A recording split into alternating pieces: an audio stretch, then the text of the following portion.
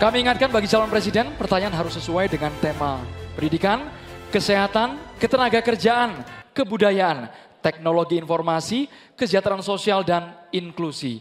Dan kami mohon jika ada singkatan atau terminologi asing harus dijelaskan terlebih dahulu.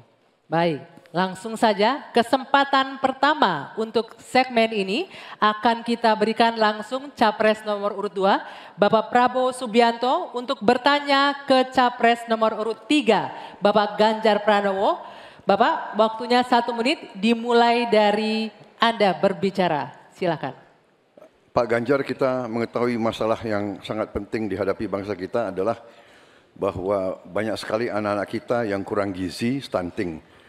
Saya ingin bertanya apakah Bapak setuju dengan gagasan saya untuk memberi makan bergizi untuk seluruh anak-anak Indonesia untuk mengatasi masalah stunting dan menghilangkan kemiskinan ekstrim dan juga mengurangi angka kematian ibu-ibu pada saat melahirkan.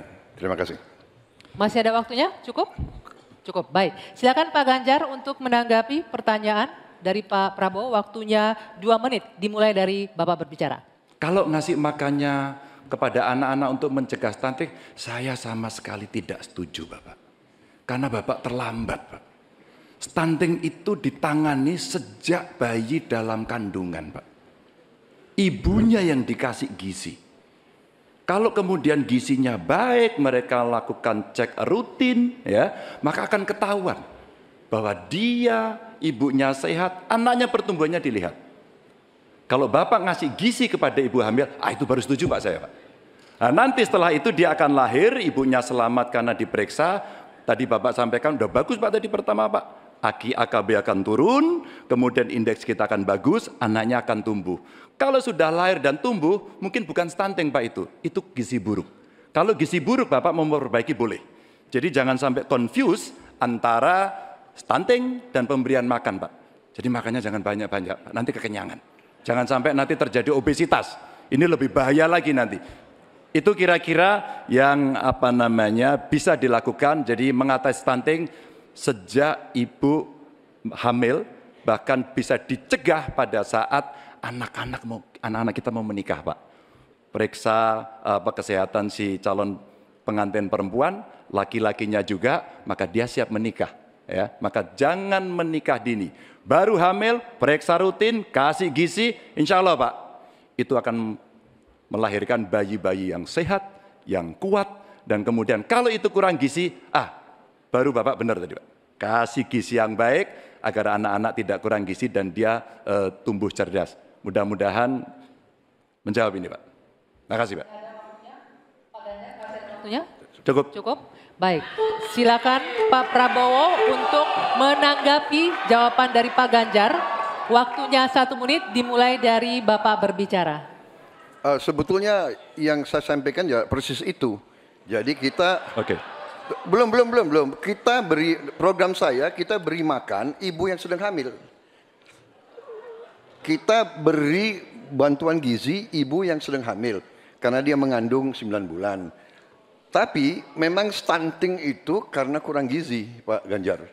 Itu karena ibu dan karena dianya juga kurang gizi, dia stunting. Dan itu terjadi di seluruh bagian dari Indonesia yang saya ketemukan anak-anak umur 10 tahun, badannya seperti anak umur 4 tahun. Jadi kita harus intervensi, kita harus kasih bantuan makan, dan juga ini mengurangi kemiskinan. Karena banyak sekali rakyat kita yang penghasilannya hanya 1 juta rupiah sebulan. Jadi kalau tidak dibantu makan anak-anaknya sangat berat hidupnya. Terima kasih. Ya, cukup waktunya ya. Baik, selanjutnya kami persilakan Pak Ganjar untuk menanggapi jawaban dari paslon nomor 2. Waktunya 1 menit, silakan dari sekarang. Jadi maksudnya Bapak mengkoreksi pertanyaan Bapak ke saya ya tadi ya? Tidak Pak? Oh tidak? Oke. Bapak setuju atau tidak dengan Pak Prabowo, makan siang? mohon ditahan. Saya izinkan kok Berbicara Bapak, di waktunya biar kita saja berdebat. Karena Silakan. beliau tidak mengoreksi, saya ingatkan aja pertanyaannya. Bapak mau kasih makan untuk mencegah stunting buat anak-anak. Terlambat Pak itu. Maka saya sampaikan Pak, kalau Bapak mau mencegah stunting Pak, sekali lagi Pak, perhatikan proses menikah, Pak. Mulai dari mereka remaja ya, dan kemudian Bapak mesti lihat Pak, perempuan Indonesia, remaja Indonesia itu sebagian besar anemia Pak. Perhatikan itu dulu. Kalau itu sudah, maka dia menikah, perhatikan usianya. 19 tahun usia hari ini adalah menjadi ukuran di mana mereka akan sehat secara mental dan secara fisik. Kalau itu sudah Pak, diperiksakan semua ke dokter, ke rumah sakit dan rutin, itu akan terjaga dengan gizi yang baik yang ada di sana. Itu pendapat saya. Cukup. Waktunya habis Bapak. Terima kasih Pak Ganjar.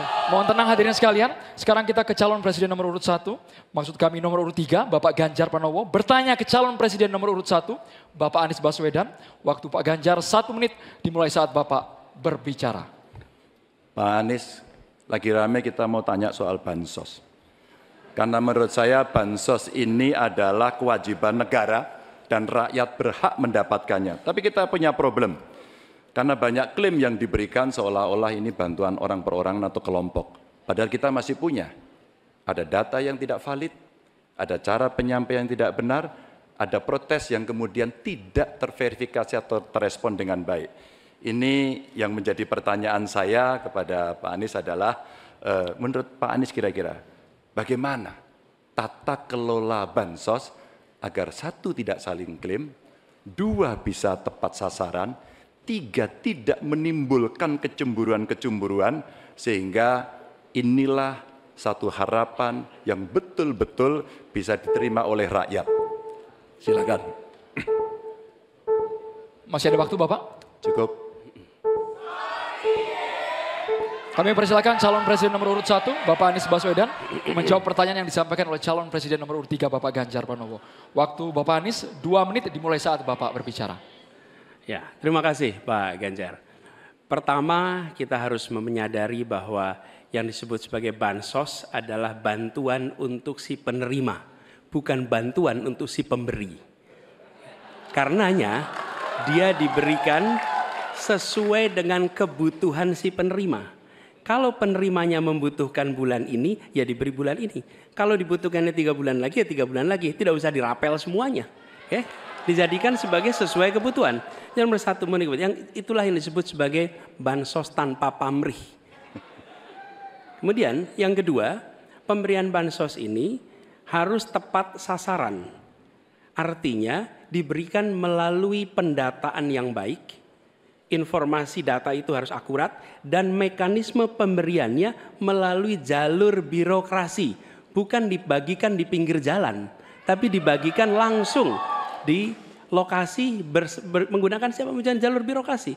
Kemudian yang ketiga, yang tidak kalah penting, ketika kita berbicara tentang bansos ini, harus bansos itu bisa dipastikan mereka yang miskin, prasejahtera itu termasuk di dalamnya. Jangan sampai mereka terlewatkan. Karena itu kami menyusun, ini sebagai bagian dari perubahan, adalah bansos plus. Angkanya ditingkatkan, yang belum masuk masih miskin dimasukkan, dan diberikan bekal pelatihan, pendampingan supaya mereka pelan-pelan bisa mandiri dan hidup lebih sejahtera.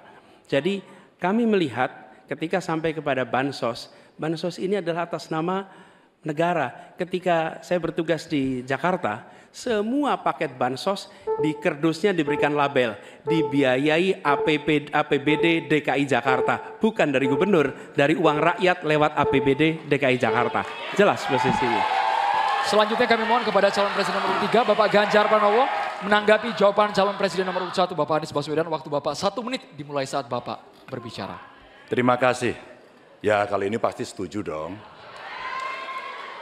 Karena proses logic thinkingnya adalah datanya diperbaiki. Ini yang pernah kita lakukan, dan ketika kawan-kawan Kades sudah bersusah payah diberikan ke atas, balik lagi pada data yang sama.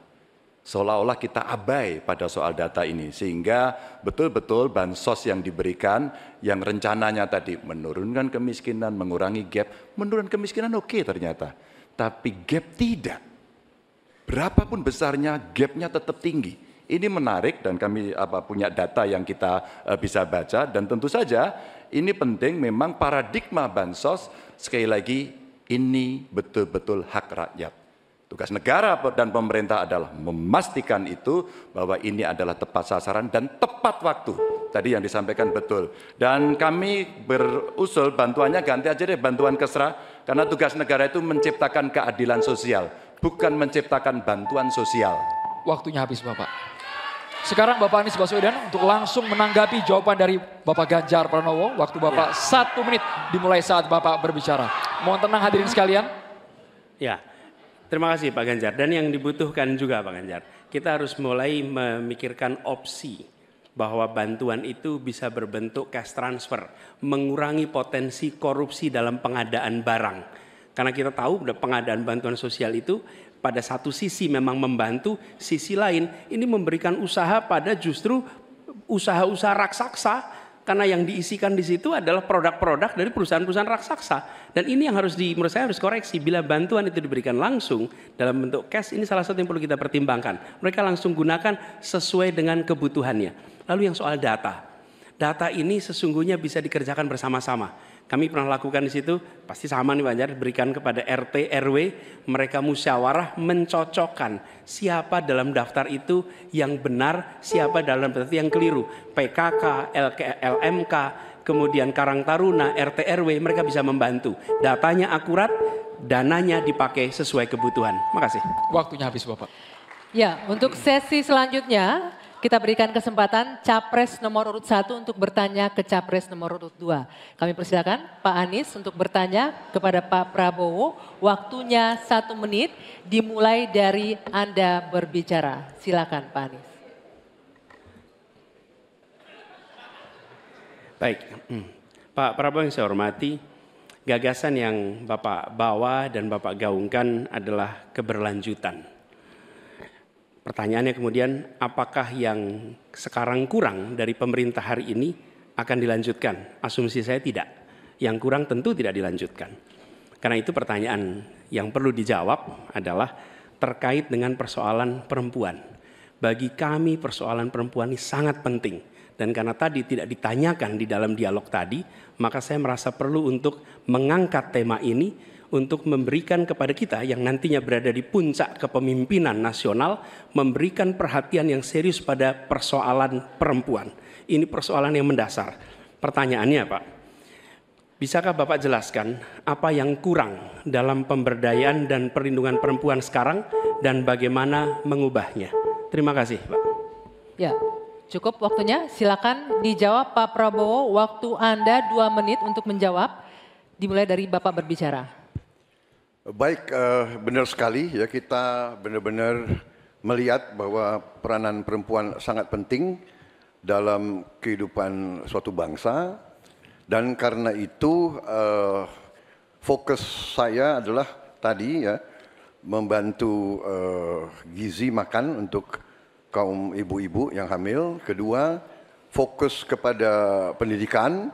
Saya ingin membangun sekolah-sekolah unggul terpadu di tiap kabupaten, di mana kaum perempuan harus diberi suatu kesempatan yang sama dengan kaum laki-laki, dan ini sudah saya rintis di Universitas Pertahanan, di program-program S1 yang kita buka di 10 prodi di bidang Science, Teknologi, Engineering, Mathematics. Ternyata proporsi perempuan sangat besar. Juga di Politeknik Vokasi di Atambua yang kita buka, justru perempuan lebih besar dari laki-laki di mahasiswa dan mahasiswinya. Jadi memang benar ini kita harus memberi kesempatan terutama melalui pendidikan dan pelayanan kesehatan. Ini saya kira sangat-sangat penting. Kita harus kurangi secara drastis angka kematian ibu yang kita termasuk 10 negara tertinggi angka kematian ibu pada saat melahirkan. Jadi saya kira upaya-upaya untuk kesetaraan gender sangat penting. Juga di bidang politik kita melihat kaum perempuan sudah sangat mengambil peran yang sangat menonjol, dan saya akan mendorong peranan itu di pemerintah yang saya pimpin kalau saya dipilih. Terima kasih. Waktunya habis. Saya berikan kesempatan untuk Pak Anies menanggapi jawaban dari Capres nomor urut 2. Waktunya 1 menit. Silakan dimulai dari Bapak berbicara. Ya, terima kasih Pak Prabowo. Tapi mohon maaf, nampaknya Bapak belum menjawab pertanyaan kami. Karena pertanyaan adalah tentang perlindungan perempuan, yang permasalahan apa dan bagaimana mengubahnya. Mohon nanti sesudah ini mungkin bisa dielaborasi soal perlindungannya. Kami melihat ada 3 hal ketika bicara itu. 1, perlindungan. Karena kita menyaksikan jumlah kekerasan pada perempuan luar biasa banyak, tinggi. Catatannya ada 3,2 juta kasus selama 8 tahun terakhir ini. Itu yang tercatat, itu yang terlaporkan. Dan perempuan ini harus dimuliakan, harus dilindungi, dan kekerasan pada perempuan tidak boleh disepelekan, tidak boleh dianggap sebagai isu kecil. Dari mulai catcalling sampai kekerasan fisik, itu semua harus ditindak tegas dan kami akan tindak tegas. Kemudian yang kedua, kesetaraan. Yang sekarang bekerja dibangunkan daycare, sehingga bagi ibu yang mempunyai anak bisa ada tempatnya. Yang ketiga, kesejahteraan. Perempuan harus punya upah yang setara dengan laki-laki. Itu kira-kira Pak. Terima kasih. Baik, kami berikan kesempatan Pak Prabowo menanggapi respon dari Pak Anies tadi. Waktunya 1 menit, dimulai dari Bapak berbicara. Tadi Pak Anies kurang tegas membicarakan masalah kekerasan terhadap perempuan dan perlindungan. Oh, kita harus tegakkan hukum. Dalam perlindungan masalah-masalah itu kita tegakkan hukum. Dan itu harus kita tegakkan dengan sekeras-kerasnya. Dan itu sudah menurut saya aksiomatis. Tanpa kita berpikir panjang, memang itu kita harus lindungi seluruh rakyat kita, apalagi kaum perempuan dari segala bentuk penindasan, kekerasan, eksploitasi, human trafficking, dan sebagainya. Jadi saya sangat-sangat mendorong penegakan hukum yang sekuat-kuatnya dan bantuan kepada lembaga-lembaga even non pemerintah, NGO-NGO yang bergerak di bidang perlindungan kaum perempuan. Saya sendiri aktif menyelamatkan kaum perempuan yang bekerja di luar negeri dari tindakan-tindakan kekerasan seperti itu. Terima kasih. Bapak Ganjar Pranowo akan memberikan pertanyaan kepada calon presiden nomor urut 2, Bapak Prabowo Subianto. Waktu Bapak Ganjar 1 menit dimulai saat Bapak berbicara. Silakan Pak Ganjar. Pak Prabowo, saya punya program internet gratis untuk sekolahan, untuk UMKM. Tapi ada yang menarik Pak, di Pontianak pada tanggal 20 Januari Bapak menyampaikan bahwa orang yang menginginkan internet gratis itu, maaf ini Pak, otaknya lambat. Padahal biasanya mereka otaknya cemerlang gitu. Di sisi lain ketika Bapak menyampaikan itu, cawapres Bapak bicara IoT, hilirisasi digital, dan banyak program yang sebenarnya berbau digital. Padahal Pak, dengan internet gratis dan coveragenya bagus, ini bisa mengatasi kesenjangan. Data pendidikan, kesehatan, kemiskinan, hampir semuanya ada. Nah, ini dari BPS juga sudah menyampaikan Pak, bahwa kondisi ketimpangan digital ini sangat tinggi di tempat kita. Pertanyaan saya kepada Pak Prabowo, setuju tidak Bapak untuk memperbaiki ketimpangan digital ini dan bagaimana caranya? Waktunya habis Bapak. Kami persilakan, sebentar Bapak, kami persilakan kepada calon presiden nomor urut 2 Bapak Prabowo Subianto untuk jawab pertanyaan dari Bapak Ganjar Pranowo. Durasinya 2 menit dimulai saat Bapak berbicara. Tidak lengkap yang Bapak dengar ucapan saya. Yang saya katakan adalah yang mana yang lebih penting, internet gratis atau makan gratis untuk orang yang sedang susah, untuk orang miskin, untuk orang kalangan bawah. Itu yang saya maksud. Kalau internet gratis, ya saya setuju, tapi jangan internet gratis lebih dipentingkan daripada makan gratis. Makan ini mutlak untuk rakyat kita. Mereka harus makan, anak-anak harus makan, orang miskin harus makan. Itu maksud saya. Kalau internet gratis bagus untuk ketimpangan digital dan sebagainya. Saya sependapat, mungkin ada yang lapor ke Bapak kurang lengkap, saya kira itu mungkin ya. Tapi saya tidak bermaksud bahwa internet gratis itu tidak penting, tidak. Kalau dibandingkan dengan makan gratis. Makan gratis bagi saya strategik mengatasi banyak masalah. Saya kira itu jawaban saya. Terima kasih. Masih ada waktu Bapak? Saya kira saya sudah jawab. Baik. Ya. Selanjutnya kami persilakan. Mohon tenang hadirin sekalian, kami persilakan kepada calon presiden nomor urut 3, Bapak Ganjar Pranowo untuk menanggapi. Inilah jawaban hebatnya dari kalau 1 menit coverage Bapak. internetnya bagus, Pak. Jejak digital tidak akan pernah hilang, Pak Prabowo. Maka statement Bapak yang hari ini mencoba mengklarifikasi rasa-rasanya di publik sudah lewat, Pak. Karena pertanyaan Bapak itu sangat clear dan membandingkan itu. Maka kalau kita berbicara bahwa orang yang pilih internet gratis, otaknya maaf lambat, saya kira statement itu sangat sadis. Dan tentu saja, apa yang mesti kita lakukan, Pak? Ada kurang lebih 12.000 desa yang masih blank spot. Padahal kita ingin mendigitalisasi banyak hal untuk memberikan fasilitas. Ya pendidikan, ya kesehatan, ya. Dan 2 kementerian ini yang kita siapkan hari ini untuk jadi contoh. Kenapa? Karena relatif datanya lengkap. Kalau kemudian kita ingin membuat negara ini maju jauh lebih cepat. Terima kasih. Kami persilakan kepada Capres nomor 2, Bapak Prabowo untuk menanggapi jawaban dari Bapak Ganjar Pranowo. Waktu Bapak 1 menit dimulai saat Maaf berbicara. Pak Ganjar, saya tegaskan kembali. Dalam konteks internet gratis, kalau dibandingkan dengan makan gratis, mana yang lebih diprioritaskan? Maksud saya adalah makan gratis diprioritaskan. Bukan berarti internet gratis tidak penting. Sama sekali tidak. Saya apabila jadi presiden, saya akan bawa internet gratis ke seluruh desa di seluruh Indonesia. Jelas itu. Tapi makan gratis untuk anak-anak Indonesia dan ibu-ibu hamil itu strategik, itu utama bagi saya. Terima kasih. Masih ada waktu Bapak, ingin dimanfaatkan? Cukup? Cukup. Ya, selanjutnya kita akan beralih ke Capres nomor urut 1, Pak Anies Baswedan yang akan bertanya ke Capres nomor urut 3, Pak Ganjar Pranowo. Silakan Pak Anies, pertanyaannya dimulai 1 menit dari Anda berbicara.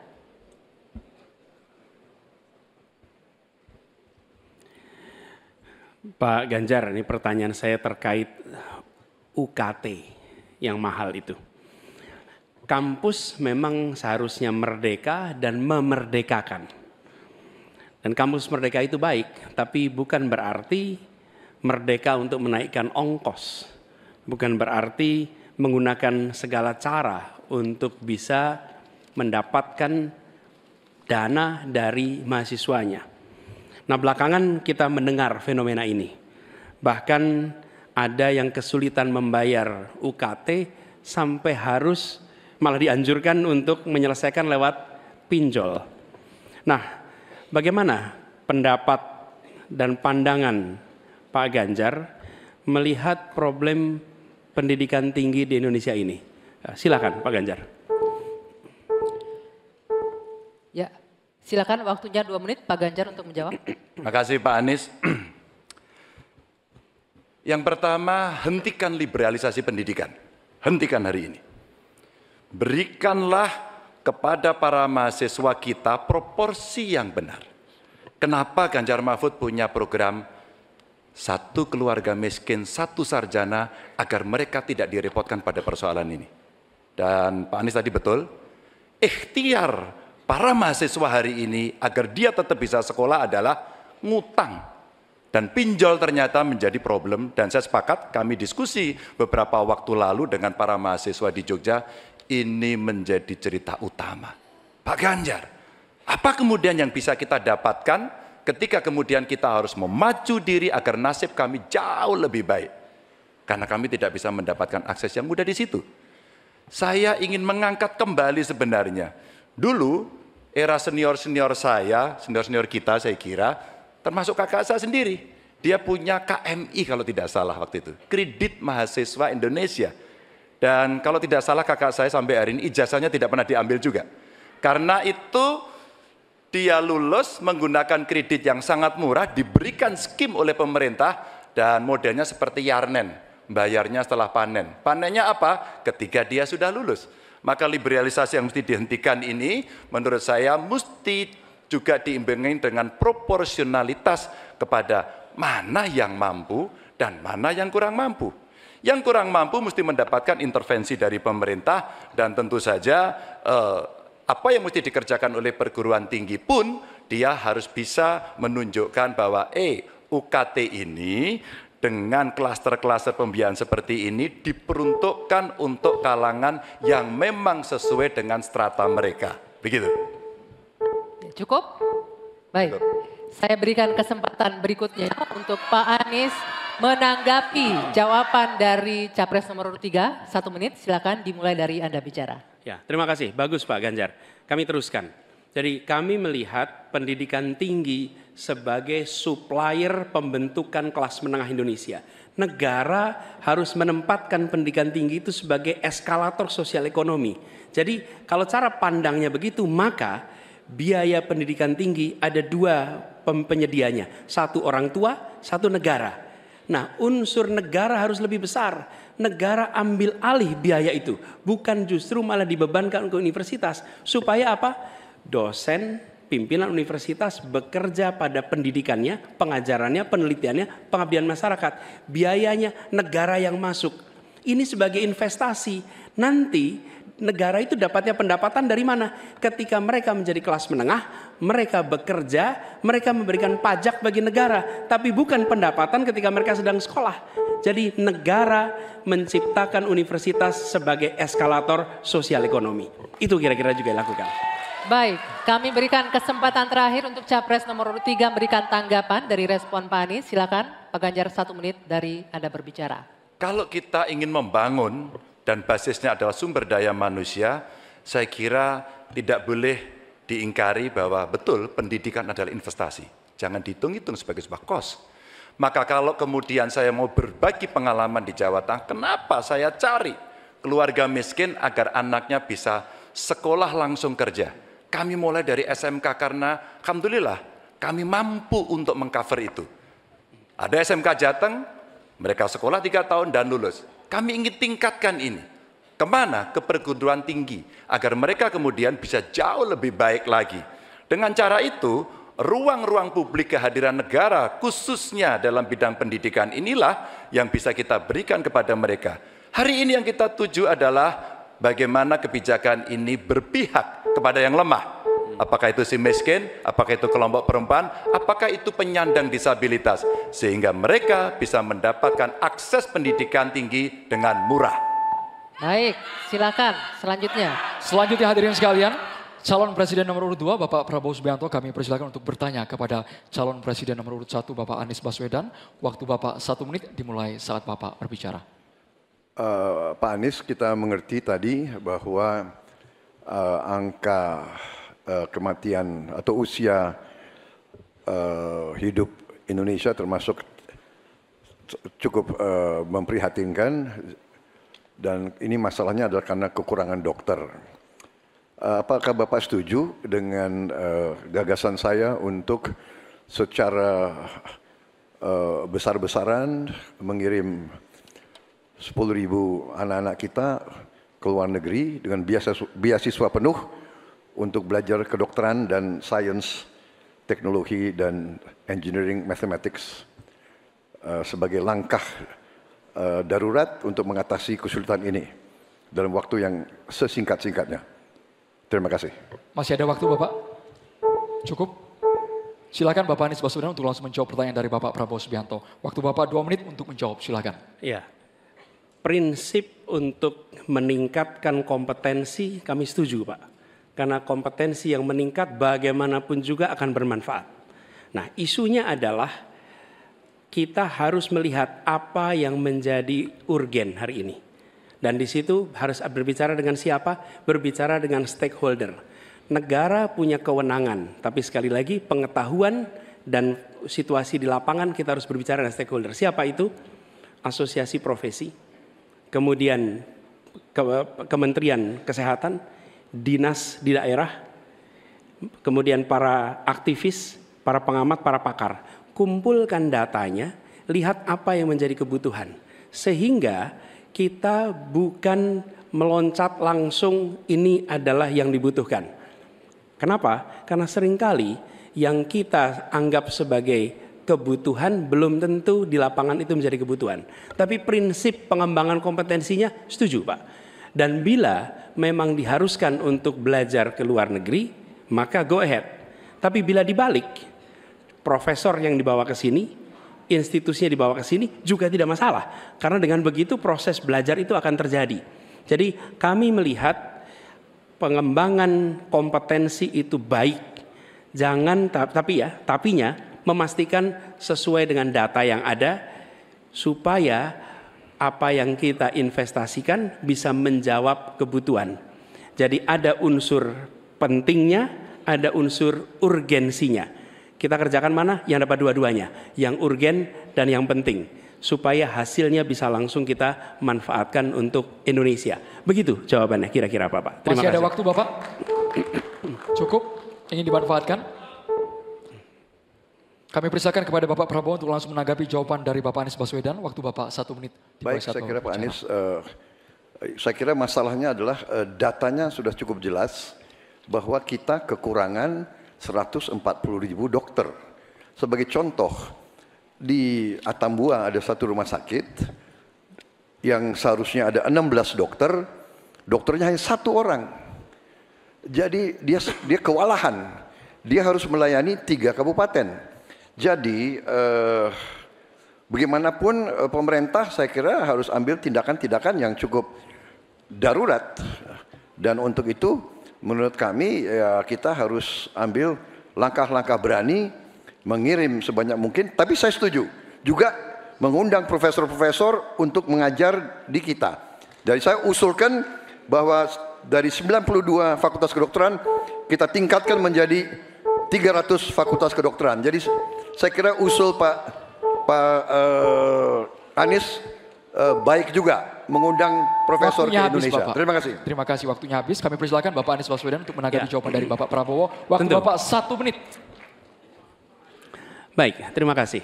Jadi, tapi ini juga Pak Prabowo yang saya hormati, kita banyak memberikan perhatian pada aspek kuratifnya. Itu memang betul, harus dikerjakan. Tapi jangan lupa aspek preventifnya. Dan ketika bicara aspek kuratif ada 2. Satu adalah soft infrastructure, tadi tenaga medisnya. Yang kedua hard infrastructure-nya. Apa itu?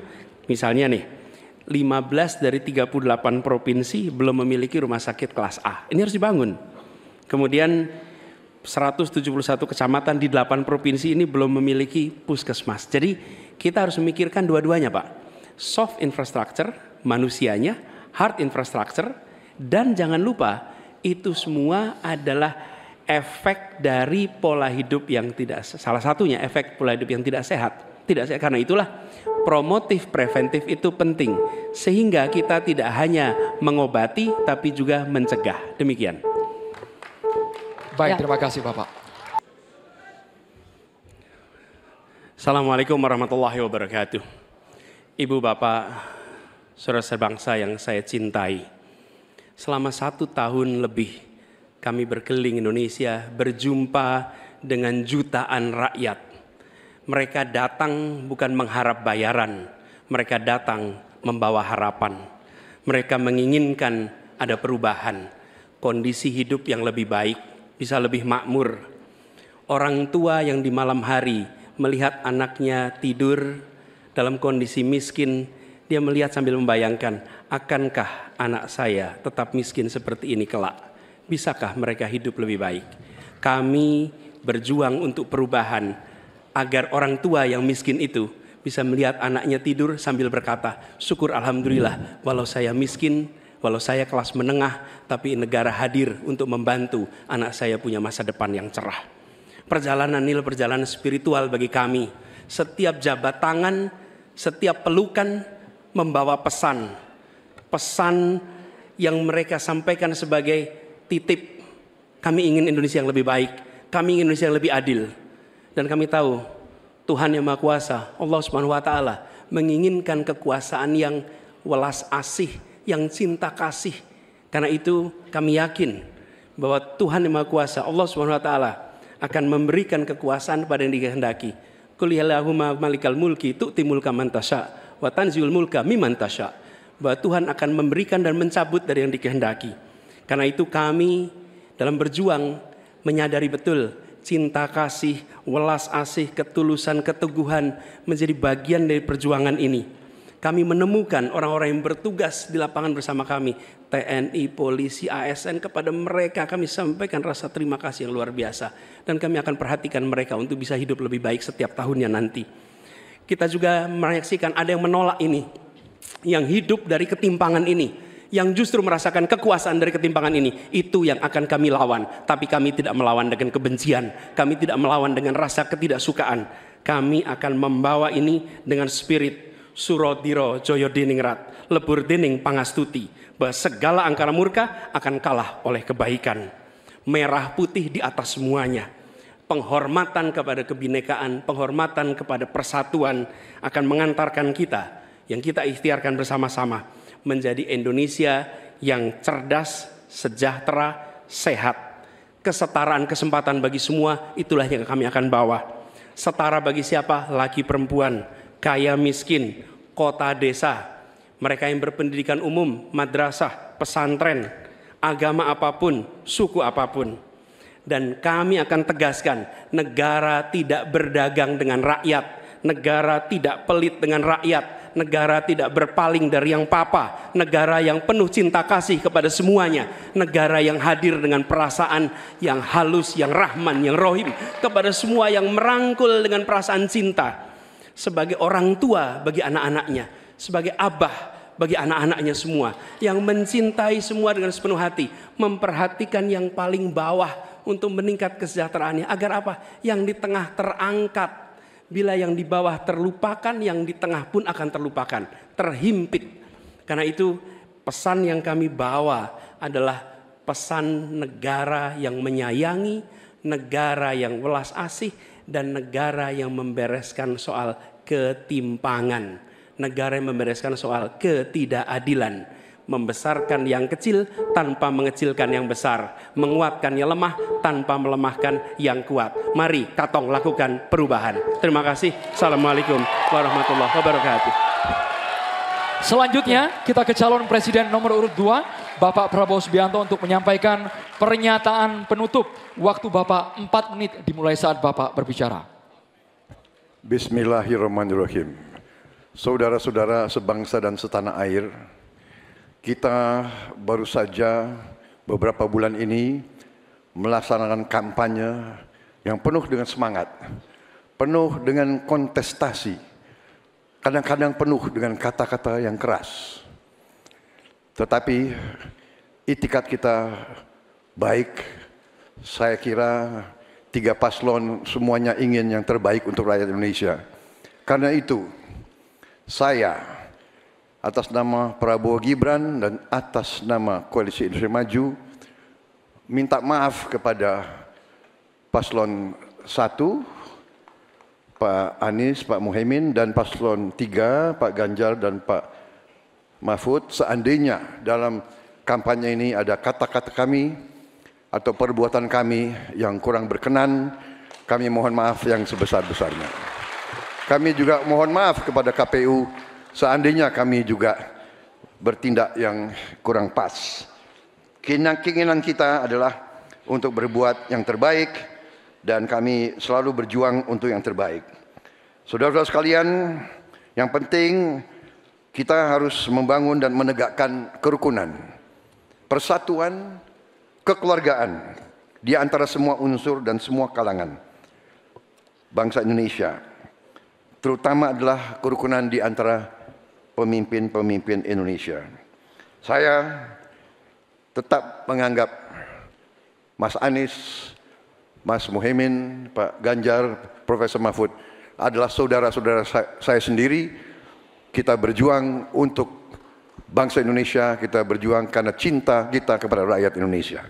Saudara-saudara sekalian, manakala Prabowo Gibran dan Koalisi Indonesia Maju atas izin Tuhan Yang Maha Besar, Tuhan Yang Maha Esa, menerima mandat dari rakyat, kita akan jadi pemimpin nasional untuk seluruh rakyat Indonesia. Saya akan jadi presiden untuk seluruh rakyat Indonesia, termasuk yang tidak memilih saya dan termasuk yang tidak percaya sama saya akan berjuang untuk seluruh rakyat Indonesia. Kami berjuang, bertekad menghilangkan kemiskinan dari Indonesia.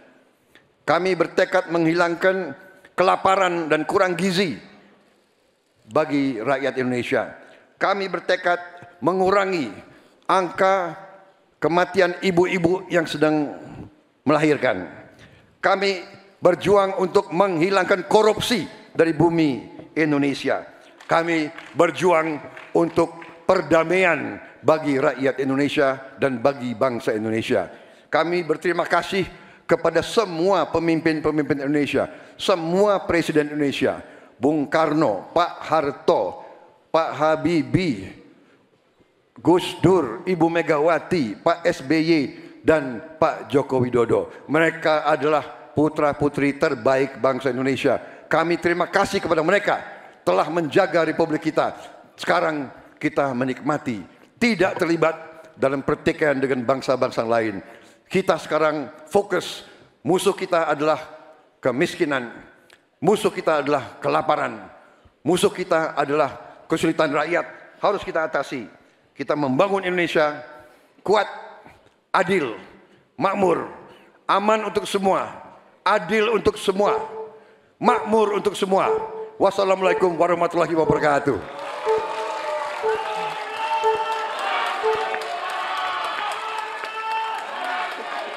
Ya, pernyataan penutup selanjutnya akan disampaikan oleh calon presiden nomor urut 3 kepada Bapak Ganjar Pranowo. Kami persilakan 4 menit waktunya dimulai dari Anda berbicara. Bapak Ibu yang sangat saya hormati, saya dan Pak Mahfud punya 3 janji. Taat kepada Tuhan, patuh kepada hukum dan keadilan, dan setia kepada rakyat. Kenapa ini harus saya sampaikan? Selama kita berkeliling, kita mendengarkan baik-baik apa yang rakyat sampaikan. Mereka sampaikan, saya catat dalam 3 hal. Yang pertama, bangsa ini sering sekali dikecewakan oleh para pemimpinnya. Kita tidak mau lagi itu terjadi.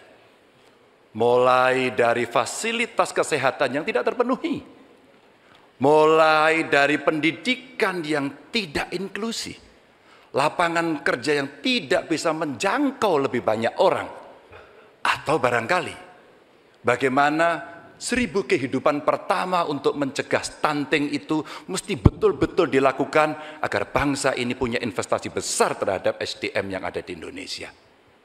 Itu janji yang harus ditepati.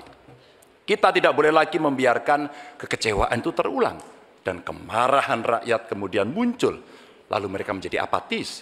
Dan kali ini beri suara Anda kepada calon yang konsisten, yang visioner, yang mampu mendengarkan rakyat, negarawan, reformis, dan tidak punya persoalan. Selanjutnya, kita harus menjaga proses politik demokrasi dengan baik. Kita mesti melawan politik dinasti itu yang didukung oleh mereka yang statementnya sangat terbuka, menguasai 1/3 kekayaan Indonesia. Sungguh-sungguh rakyat merasa terluka karena statement itu. Dan yang mengutamakan kepentingan keluarga menjadi di atas kepentingan segalanya. Hari ini kampus berbicara, masyarakat sipil berbicara, dan kita sedang diingatkan agar trek demokrasi bisa berjalan dengan baik. Dan jangan biarkan KKN subur kembali di Indonesia. Kita mesti tegas untuk menegakkan hukum.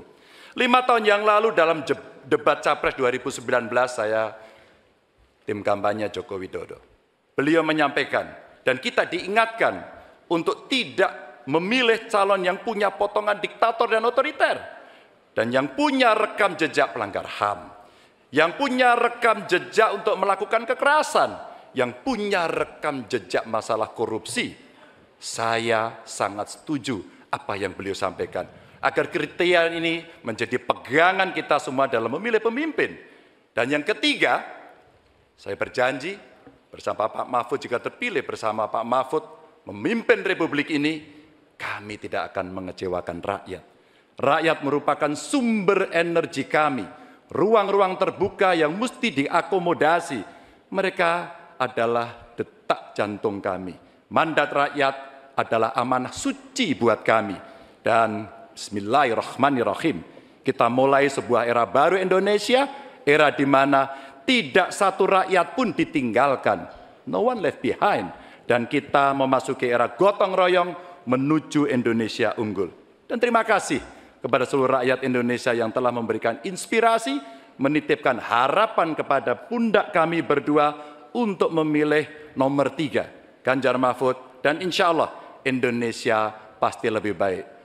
Terima kasih untuk kawan-kawan partner saya, pasangan nomor 1 dan 2. Kami senang hari ini kita bisa berdiskusi, bisa berdebat, dan kita berada pada posisi yang sama-sama saling menghormati. Terima kasih rakyat untuk Indonesia yang lebih baik. Wassalamualaikum warahmatullahi wabarakatuh. Itulah pernyataan penutup dari masing-masing pasangan calon.